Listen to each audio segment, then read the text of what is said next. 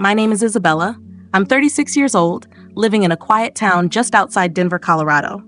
I work as an accounting assistant for a medical equipment supplier, and I also take care of things at home in our small house. No children, no noise, just me and my husband, Tyler. Tyler is my age. He works as a sales team leader at a large real estate company. He always looks polished, speaks confidently, and dresses in neat shirts with a hint of expensive cologne as he passes by. To outsiders, my life might seem fortunate, but they don't see how distant and cold this home really feels. Today was meant to be special. June 12th, our 8th wedding anniversary, and Tyler's 36th birthday. I took a half day off from work, drove more than 30 minutes to buy his favorite red wine, and stopped at a specialty butcher to get Wagyu short ribs.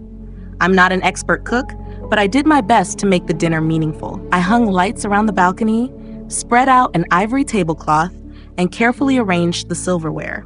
The custom cake I ordered was in the fridge, simple with smooth vanilla frosting and a small message on top.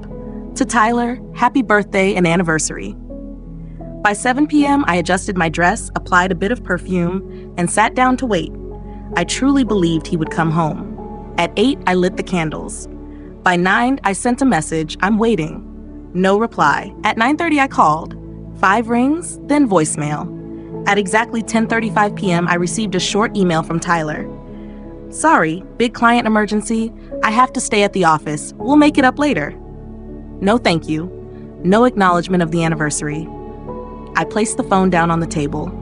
The candles had already burned out. The cake remained untouched in the fridge. I stood there in the warm light of the dining room, still holding the folded napkin I had prepared for him. I didn't cry, but something inside me shifted. That night, I packed everything away. I stored the meat, took down the lights, and cleaned the table. No one enjoyed the meal. There was no one to celebrate with. I lay down around midnight, still wearing the wrinkled dress I had chosen earlier. Sleep didn't come easily. That short, cold email kept replaying in my mind. It wasn't the first time Tyler came home late, not the first time I waited until I was exhausted. But this time felt different, a quiet instinct, like something was off. The next morning, I got up early and went to work as usual, but there was no message from Tyler all day. I tried calling again, just ringing, no answer. It felt like I no longer existed in his world. Around noon, feeling uneasy, I called his office. The receptionist hesitated before saying, "Oh, he resigned 3 days ago." He didn't leave any forwarding information. I stood still in the hallway, the air around me feeling heavy. My heart started racing as everything began to make sense. It wasn't about work or a client. He had chosen to leave, and I, his wife of 8 years, was the last to know. After work, I rushed home. Every turn felt tense. I unlocked the door to our 3rd-floor apartment, a place that once felt safe but now felt silent and unfamiliar. My eyes went straight to the shoe rack. There was an empty space where Tyler's brown leather shoes used to be. "Tyler?" I called out. No response. I hurried to the bedroom and my heart sank. He was there, standing beside an open suitcase. Clothes were thrown inside, a navy suit, a tie, a pair of brand new dress shoes still with tags. Items he never wore to regular meetings. "What are you doing?" I asked. He looked at me as if I were a stranger. "You're back," he said flatly, then continued packing. I stepped closer. "Where are you going?" "Next date over," he replied casually. "I've accepted a new job in Albuquerque." I froze. "You quit your job and didn't tell me?" He didn't respond. Instead, he pulled out a slim folder and placed it on the table. I opened it. The first page was divorce papers. I stood there, unable to move. "Tyler, what is this?" He looked at me with a cold expression. "You're no longer the wife I need." "What are you talking about?" I said, shocked. "You always put work first. The house is dusty. You only cook on weekends. You don't care about me anymore." I gripped the papers. "I tried. You come home late saying you already ate. I cook and you ignore it. I clean and you tell me not to touch your desk. And now you blame me?" "Don't bring up small things," he snapped. "You just make excuses. A real wife doesn't need reminders." I let out a bitter laugh. "You act like I do nothing.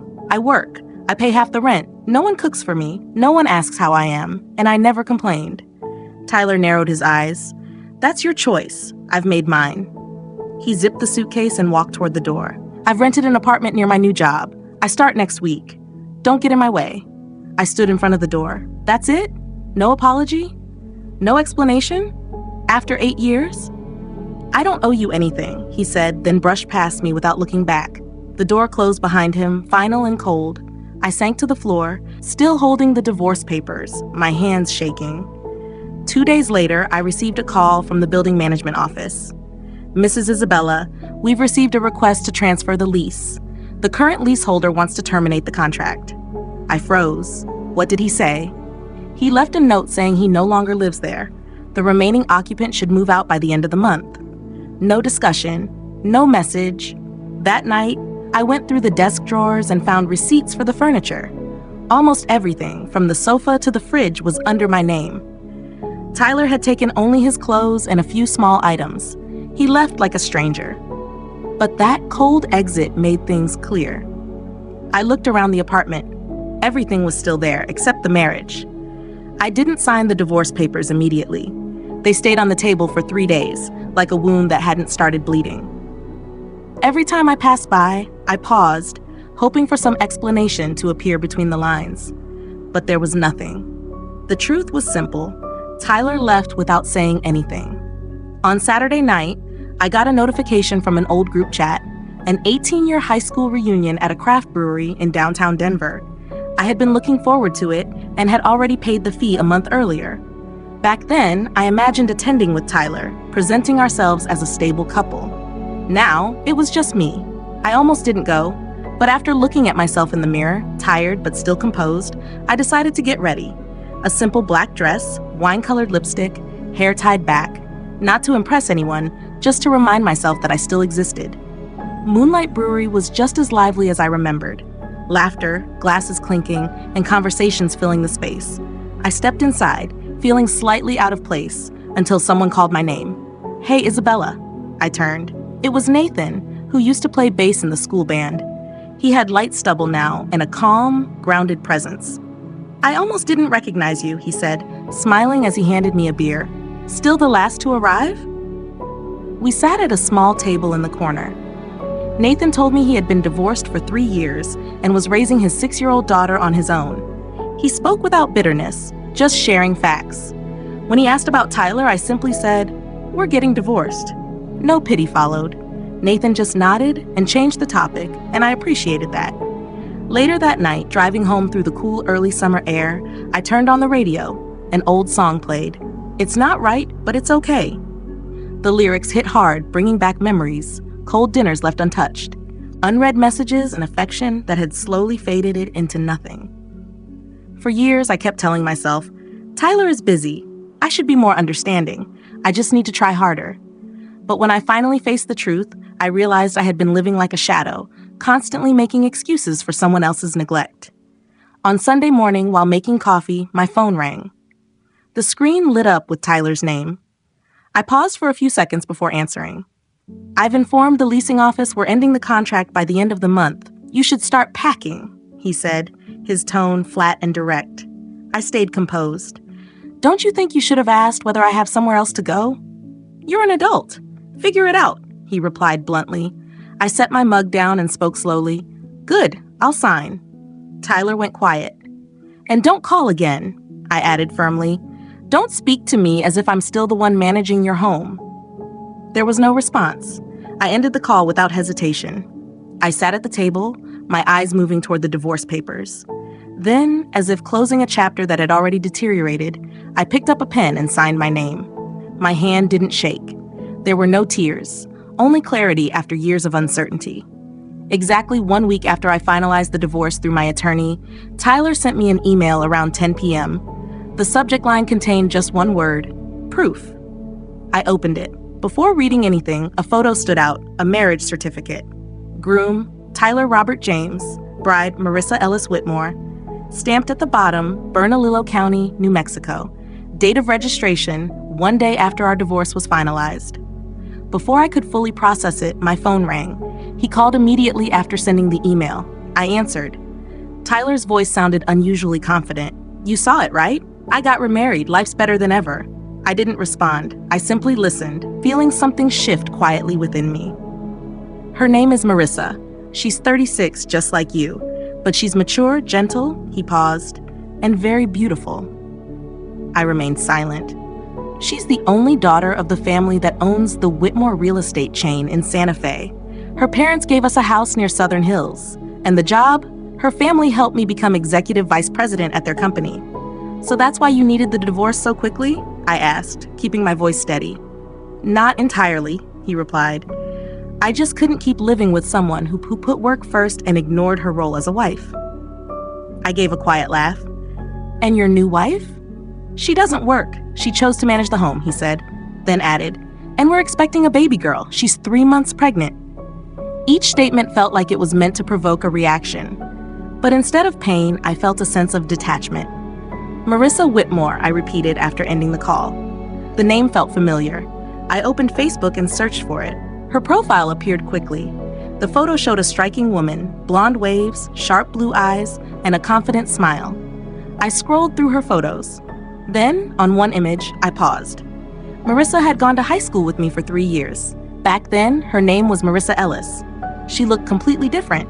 Thin, with narrow eyes, a flat nose, and uneven skin from makeup allergies. She sat in the back of class, rarely spoke, and was often ignored or mocked. I reopened the wedding photo Tyler had sent. The woman in it looked like someone else entirely. But certain details remained. The eyes, the slightly uneven tooth she used to be teased about. I called Lana, my closest friend from high school. Do you remember Marissa Ellis? I asked. There was a pause. Then Lana laughed. Of course I do. I even have a photo of her from senior year. Why are you asking? I explained everything. The sudden marriage, the house, the new job. Lana wasn't surprised. She changed completely after moving to New York to study art, she said. Multiple surgeries. Chin, nose, eyes, jawline. People still call her Marissa, but her personality hasn't changed. Quiet, calculated, very strategic about who she connects with. I listened without interrupting. There were rumors, Lana continued. She was involved with an older married architect in Brooklyn. Later, she moved back to New Mexico and opened an art gallery. Seems like she's advanced her position now. I didn't ask anything further. That night, I sat in my living room, looking at Tyler and Marissa's wedding photo. Everything appeared perfect. Flowers, the dress, the setting, her polished smile. But I knew that behind it all was a carefully constructed image, and he chose that. 1 week after Tyler's call, I received a message from an unknown number. Isabella, are you available? I need to talk. It's important. I recognized who it was, but didn't reply. 15 minutes later, he called. I answered, not out of concern, but out of curiosity. Marissa gave birth, Tyler said immediately. A baby girl. He paused. She doesn't look like me or Marissa. Actually, she doesn't resemble either of us. I held the phone, keeping my expression neutral. Maybe she resembles someone from your side of the family, I said calmly. I thought that too, he replied quickly. But Isabella, when I told you about Marissa, you laughed. You knew something, didn't you? His tone had changed, uncertain, almost anxious. I leaned back slightly. I just found it interesting, I said, keeping my voice even. Stop avoiding the question, he insisted. I did a DNA test.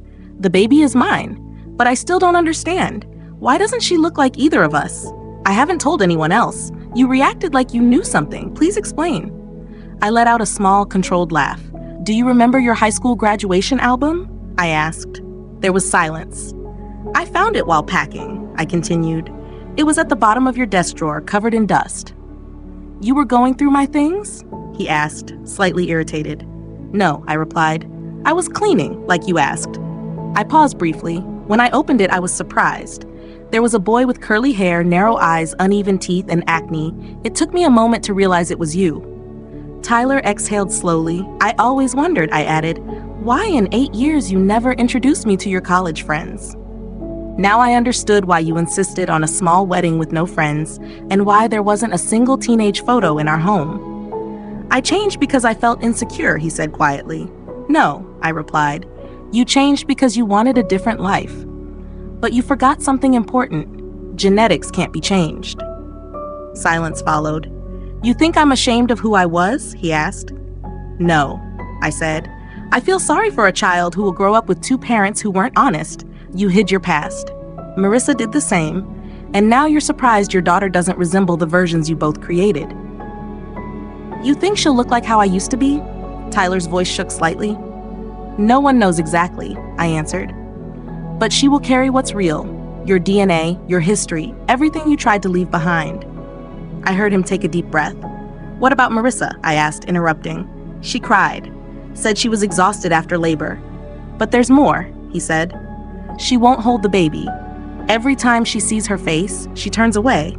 Yesterday, her mother had to step in because she refused. I don't know what to do. I stayed quiet for a moment. The feeling in my chest wasn't for Tyler. It was for a child already being rejected. You once said I failed as a wife because I didn't sacrifice enough, I said calmly. But the one avoiding responsibility as a parent is you. Tyler exhaled as if preparing to respond, but I stopped him. You don't need advice from me. Just don't pass your shame onto that child. She hasn't done anything wrong. I ended the call before he could reply and blocked his number. There was nothing left to discuss. Nearly a year after that final conversation, Tyler had almost faded from my life. Not because I forced myself to forget, but because the life I built afterward filled the space he left. I moved into a small apartment in Boulder, about a 10-minute walk from my office. The balcony faced green hills with enough sunlight to grow a few herb pots. Mornings no longer felt heavy. I would wake up early, make coffee, and simply breathe. I kept my job but reduced my hours. I chose balance over exhaustion, stepping away from things that were never meant for me. I signed up for a weekend art class and reconnected with old friends, including Nathan, the same person I met at the reunion. We didn't define anything with expectations, just quiet time together and a steady, respectful connection between two people who valued peace. I stopped checking on Tyler, but life has a way of bringing updates about people who leave it. One early autumn afternoon, I ran into Lana at a secondhand bookstore. After exchanging greetings, she leaned closer. You haven't heard anything about Tyler, have you? I shook my head. Marissa is looking for a divorce lawyer, she said. I wasn't surprised. Apparently, Tyler cheated again, Lana continued. With a new employee at his wife's company, Marissa found out 3 months ago but stayed quiet for their child. The child? I asked. Their daughter? She's almost 3 now. But it gets worse. Lana showed me a screenshot from a preschool parent group. There's a new girl in class. Her mother had extensive cosmetic surgery. Somehow the kids found out and started teasing her, saying her mom used to look different. She's been crying all week. I stared at the message, feeling a quiet heaviness. I no longer had feelings for Tyler or Marissa, but the idea of a child being hurt for something beyond her control was difficult to ignore. Marissa regrets having the baby, Lana added. She expected the child to inherit her current appearance, but it's clear the girl carries their original traits. I didn't respond. There was nothing left to add. Tyler and Marissa chose a life built on image, on appearance, status, and control.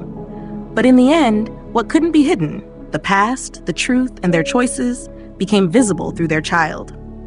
I continued my day, stopped by a bakery for a croissant, and walked home through the park, sunlight filtering through the trees. My life now is simple. No conflict, no sudden turns. But it has consistency, independence, and a sense of fulfillment I once thought was out of reach.